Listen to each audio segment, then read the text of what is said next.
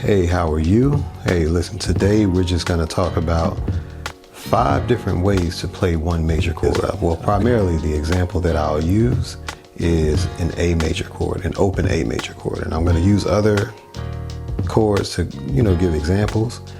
But we want to know how to play an A major chord 5 different ways, okay? 5 different shapes playing one chord. Feel free to subscribe if this is something that you feel like is helpful for you and you want to see more like it.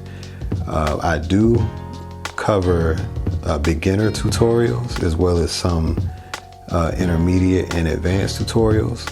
Some of it is by request, but my main goal is to inspire creativity, all right? I want everyone to know that they are all creative. We're all creative individuals, okay? Creativity just looks different on everybody, all right? And we all learn differently and things like that. So I'm sure some of you are familiar with the caged system, all right? The caged system is basically, you spell caged, C-A-G-E-D, and these are chord names, all right? So a C major chord, A major chord, G major chord, E major chord, and D major chord. You can play all these chords in the open position on guitar.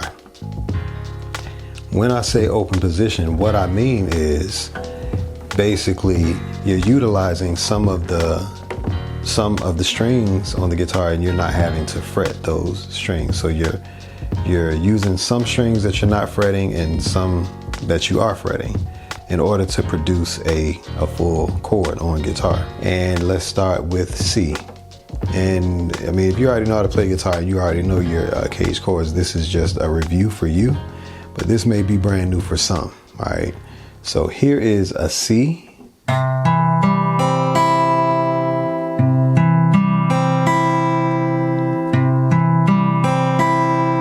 right, so keep this shape in mind. Okay, one major thing that we really want to pay attention to is that once you learn open chords, you then can start to play chords in other parts, on other parts of the neck. In some cases, you're playing bar chords. Now, bar chords are basically chords that you're utilizing your index finger to act as the nut, this ivory thing right here that the strings like sit on top of, and each string is actually tuned to a specific note, and this nut actually helps for it to keep a note, all right, that it's tuned to. But as you go down, you may notice that some people use a capo. Well, your index finger is basically acting as a capo, like a quick movable capo. All right, and it's actually helping you to produce these different chords. So anyway, now this shape can be played on other parts of the guitar. Now, if I were to utilize my index finger as a capo and play a bar chord basically, and play the same shape as though this is the nut, as though I moved the nut to the 3rd fret. I'm playing the same shape, but I moved it down 3 frets, okay? So I'm hoping that this makes sense to you. And this chord that I'm playing is an E flat major, okay? But I'm playing that same C, the same open C shape. All right, now that I've explained that, let's go to the other chords. So we did C, we know what that is. Let's go to A. Now A, you can play it 2 different ways. You could actually use these 3 fingers, middle, ring, and pinky to, play these, play the 2nd, 3rd, and 4th string on the 2nd fret. Or you can take 1 finger and flatten it if you're able. Okay? But you're strumming from the A string down. Well, you're not playing the open E string. That's how you play it though. C, I'll give a chart for that, and and we'll just keep it moving. For the 3rd chord in caged is G major. So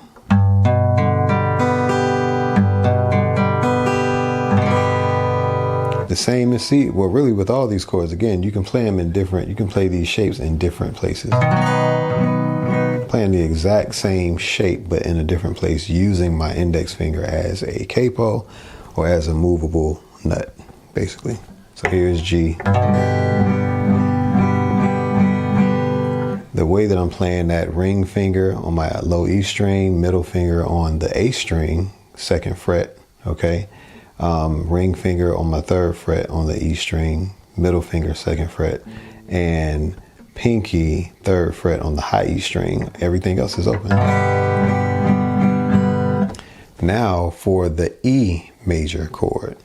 E major chord is middle finger and ring finger on your 4th and 5th strings in the 2nd fret, and your index finger is actually on the 1st fret of the 3rd string, which is your G string. Everything else is open. Your D major is actually like this. The way you play that is, it's a little tricky, but middle finger, 2nd fret on your high E string, ring finger, okay, this right here, 3rd fret on your B string, index finger is on your 2nd fret G string, and you're gonna strum from the 4th string on down.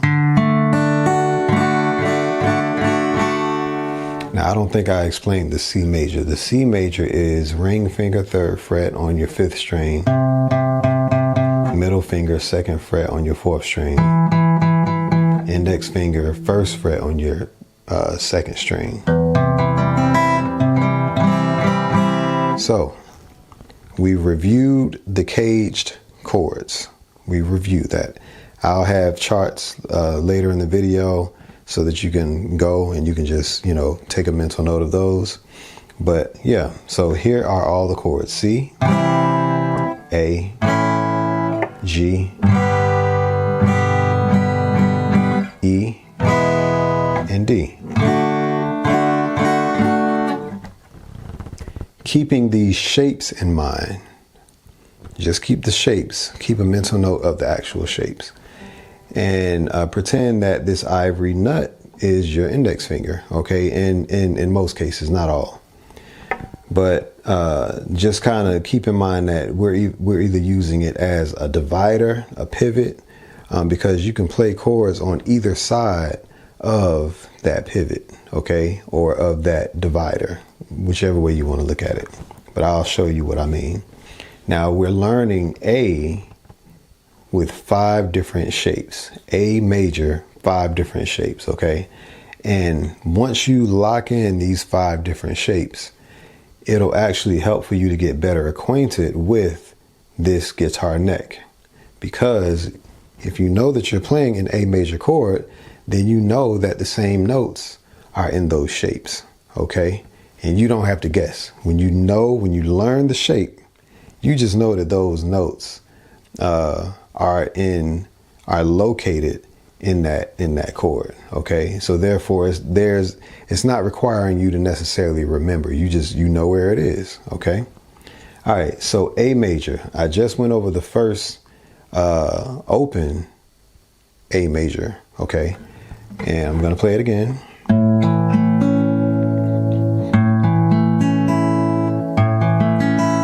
All right, so we have that. Now, what we want to do is we want to go to the next, shape, all right? And what we're gonna do, we're gonna play the G major shape. Let's take our nut and let's use our imaginations and let's move it down 2 frets. We're gonna move it down, well, not 2 frets, we're gonna go to the 1st fret and go to the 2nd fret. And this is where we're gonna bar, okay? The rest of that, like imagining this is the nut, we're gonna play the G shape from there, okay? I'm not gonna mention fret numbers and stuff like that. We're just gonna play the shape.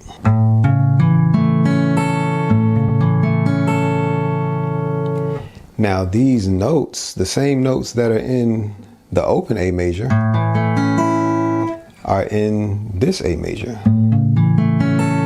In fact, if you play an open A on the 5th string, it's the same note as A on the 5th fret on the low E string. So it helps you to locate the same note in multiple places. And once you know that an A major consists of a A, okay, a E, another A C sharp right here,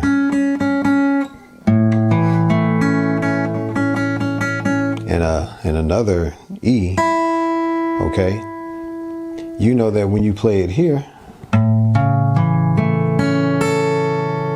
the same notes, because a major chord consists of 3 notes, okay? The first, third, and fifth are the 3 notes. The same notes are in this. Okay? That's simple. Let's go to the third one. So now we've locked in 2 shapes. Number 1, you already know, all the shapes because you know the caged shapes. You know the caged chord, major chord shapes. We are referencing shapes right now. Okay, so if I say a G shape, I'm not saying that it's a G major.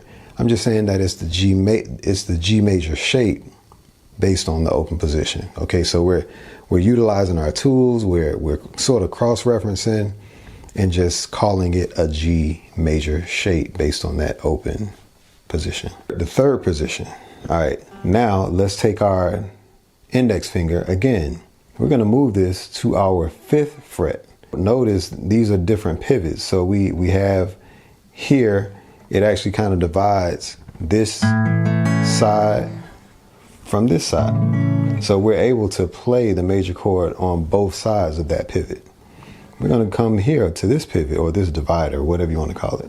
In the 5th fret, bar it all the way, each string. I mean, this is not an A major chord, but now from there, we're imagining that we slid down this nut all the way to the 5th fret.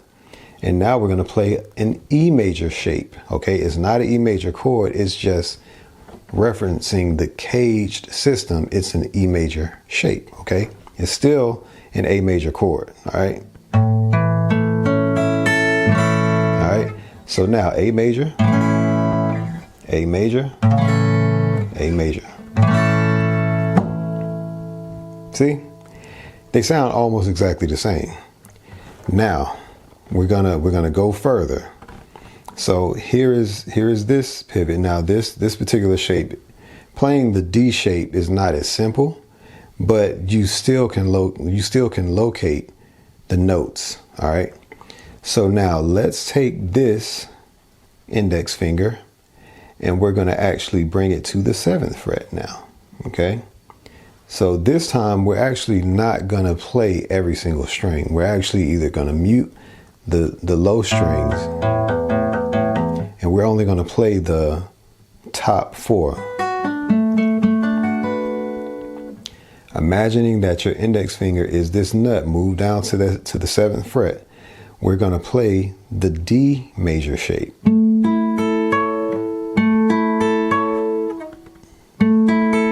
Now you could actually flatten your fingers different ways too. And you could flatten your finger on that 9th fret. The 5th shape, as far as A major, you actually go to your 9th fret, okay? So you're gonna imagine that this nut, okay, that is right here, this ivory nut, this white, this ivory nut right here, this is where the strings rest. If you were able to slide that, okay, and play the same shape, this is what this index finger is mimicking, okay, and you're barring, okay, you're barring the chord and you're playing the remainder of the shape in the same way that you would do a C major in that open C major shape, okay, but you're going to go to the 9th fret, bar here, okay, and play the C major shape. It's not a C major chord, it's the C major shape based on the cage system.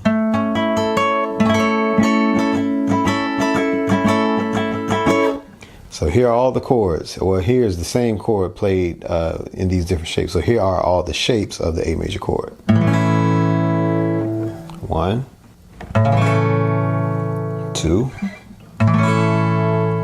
3, 4, 5.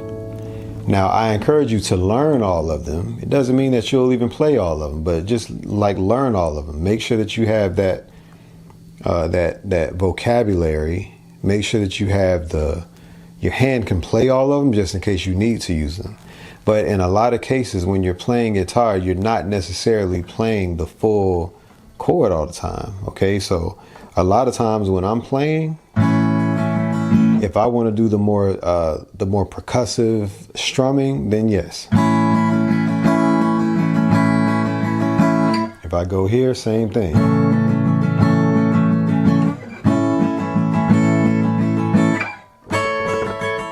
But notice as you get higher, that percussive stuff kind of it's not as good as it is toward the head. Okay, but when you want to start coloring, all right,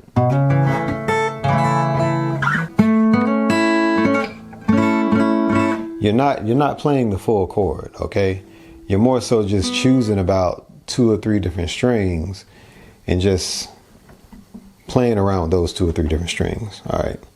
So, but yeah, that is pretty much it. So to review, learn the caged shapes if you haven't already. All right. That is the C major, okay, in the open position, A major in the open position, G major in the open position, E major in the open position, and D major in the open position, so that you can play the A major shape, the G major shape, playing A major, okay? The E major shape, okay? We're moving it down. The D major shape and the C major shape.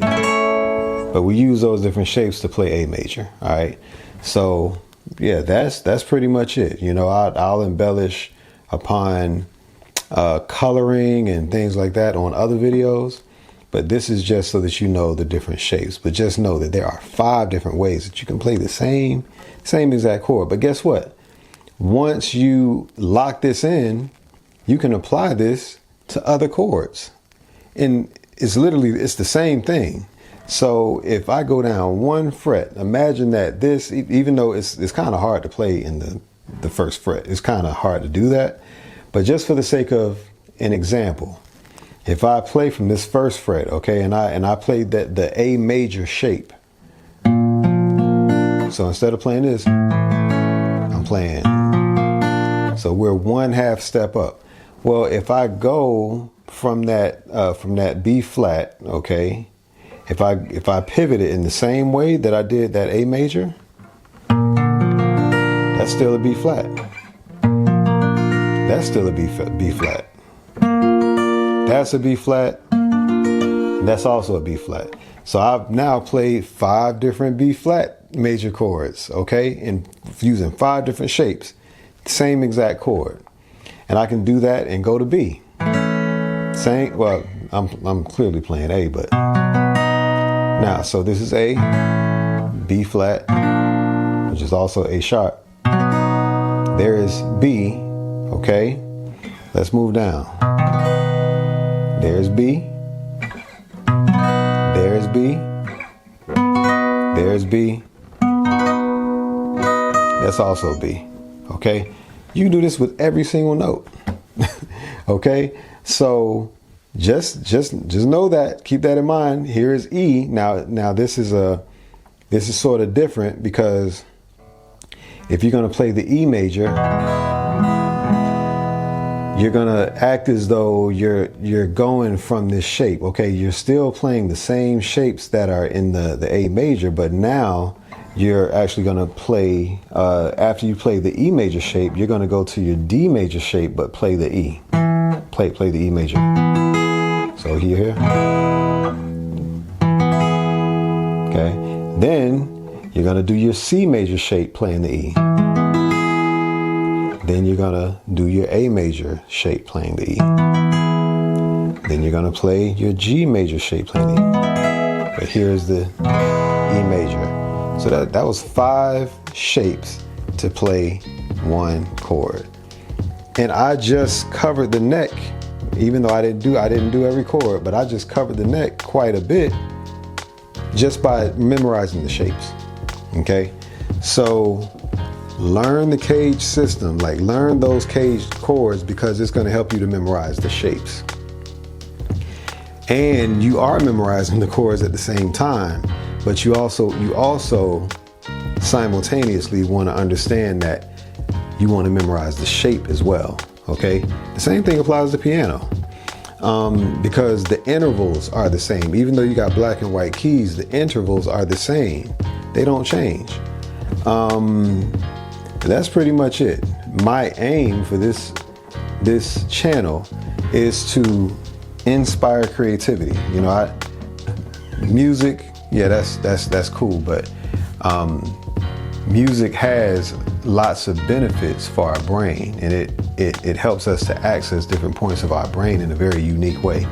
So I love using music to inspire creativity. It helps us to remember things. It helps us to reference different periods of our lives. It helps us to memorize songs.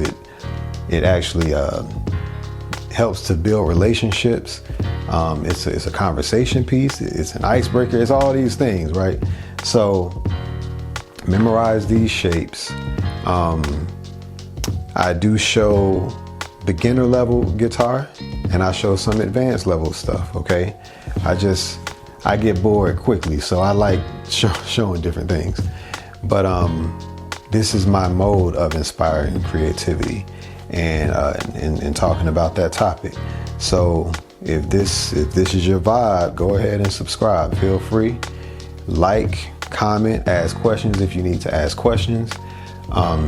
If there is even a part of a song that you would like to know about, like, I can pretty much, most of what we listen to in Western music, I can pretty much figure it out.